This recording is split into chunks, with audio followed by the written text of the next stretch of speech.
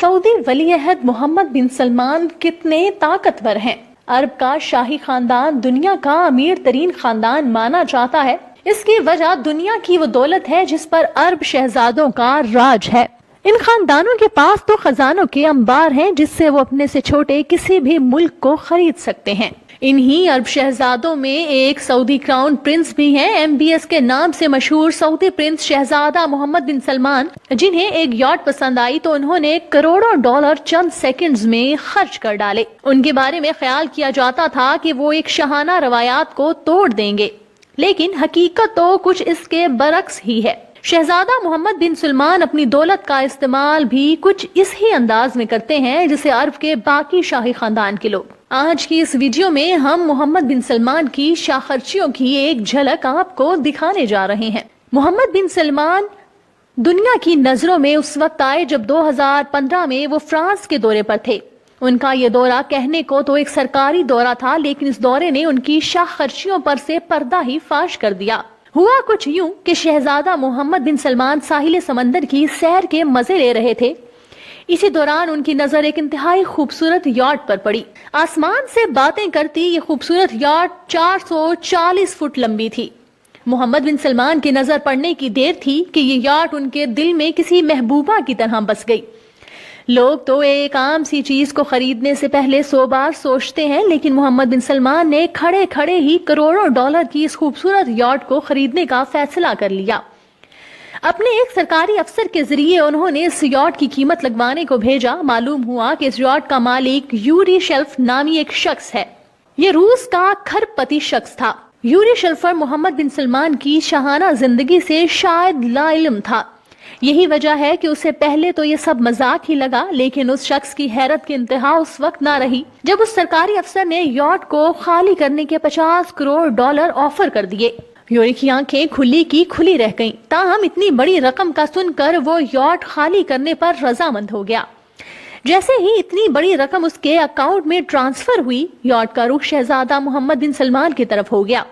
آج یہ یاٹ محمد بن سلمان کی ملکیت ہے۔ کروڑوں ڈالر کی اس یاٹ میں زندگی کی وہ سائشیں ہیں جو کسی 7 سٹار ہوٹل میں بھی نہیں ملتی۔ اس کو شہزادے کا سمندری محل بھی کہا جاتا ہے۔ 4 منزلہ اس یاٹ میں 200 سے زائد کمرے مہمانوں کو خوش آمدید کہنے کو تیار ہوتے ہیں۔ یاٹ میں 6 پرائیویٹ کیبن ایسے بھی ہیں جو دنیا بھر کے نجی اور سرکاری دوروں کے لیے استعمال کیے جاتے ہیں۔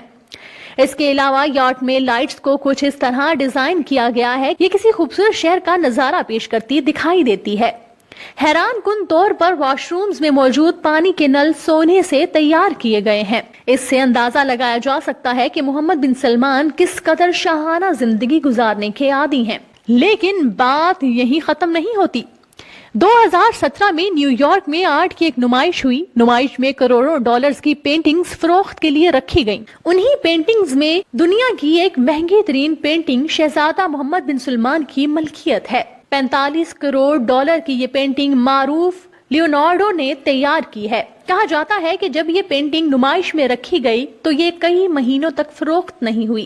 اس کی وجہ تھی اس پینٹنگ کی ناقابل یقین رقم، لیکن پرنس سلمان تک یہ خبر پہنچنے کی دیر تھی۔ انہوں نے اسے خریدنے کے لیے 45 کروڑ ڈالرز پانی کی طرح بہا دیے۔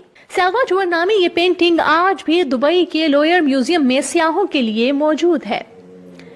گاڑیوں کے شوقین افراد کی تو کوئی کمی نہیں، لیکن پرنس سلیمان کی گاڑیوں کی تو بات ہی کچھ نرالی ہے۔ دنیا کی کون سی ایسی لگژری کار ہے جو شہزادہ سلمان کے پاس نہ ہو؟ ان کی ذاتی استعمال میں دنیا کی مہنگی ترین کاریں ہیں، جن کی کل مالیت تقریباً 23 ملین ڈالر سے زائد ہے۔ بات دنیا کے مہنگے ترین گھر کی ہو تو محمد بن سلمان کا نام سب سے پہلے آئے گا۔ لوئس دی 14 نامی ایک محل دنیا کا مہنگا ترین محل مانا جاتا ہے۔ پیرس میں موجود یہ محل 17ویں صدی کے بادشاہوں کے محلات کی طرز پر ڈیزائن کیا گیا ہے۔